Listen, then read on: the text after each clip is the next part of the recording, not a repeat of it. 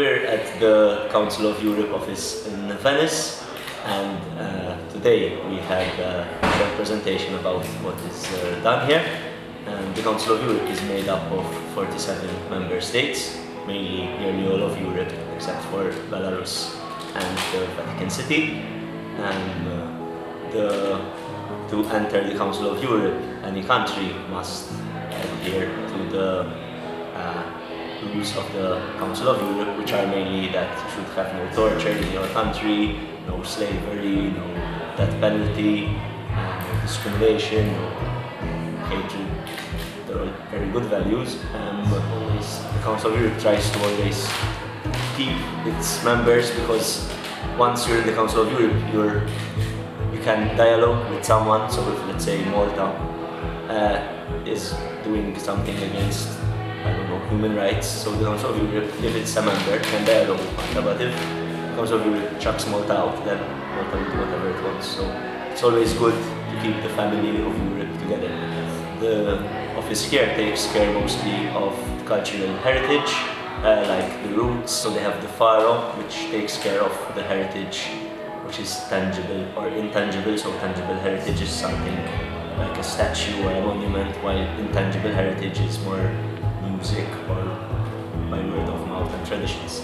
We also sent some questions to them, but of course, because these issues aren't dealt with in this office, he has to refer them to the office in Strasbourg. We asked about how the European Council is tackling migration and what do the non-EU members, what they are obliged to do in this regard. And the questions were, one is about the white paper in 2010 date and how the contrast between their goals then and the goals now.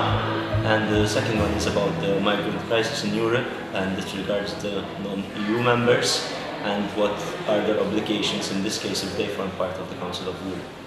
And now we shall interview some other participants to see what their experience was.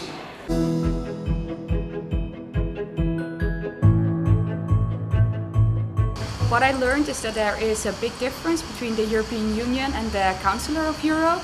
The European Union is a lot smaller and can actually make binding laws, while the Council of Europe is a lot bigger with more countries and is only for advising.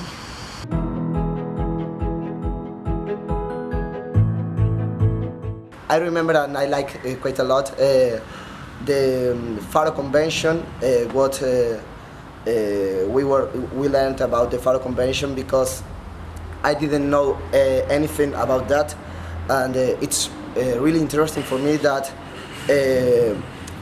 a project that promotes the cultural, intangible and tangible heritage takes place here in Europe, because I think that there are a lot of projects and a lot of cities, people that have a lot to offer us, and with projects like the Faro Convention, they have the possibility to express themselves and to share with other people what they have to do and to give.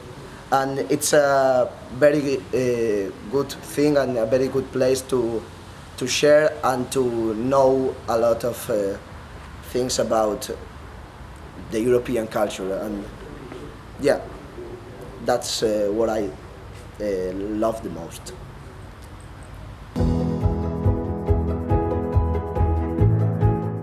The Italian office had a lot of duties. One of them is taking care of the routes throughout Europe. They make different routes, and it's important that there are the main values of the Council of Europe are in the routes, like democracy and human rights. The routes go out throughout all of Europe, and there are old ones from 1987 up till now 2019. It was a pleasure to visit the Council of Europe Venice Commission on behalf of the DBYN TGS Eurogroup. We are Chiara, Charlie, Helen, Bryce, Veronica, Elisa, Matthew, Michelle, Teresa, Joseph. The Europe.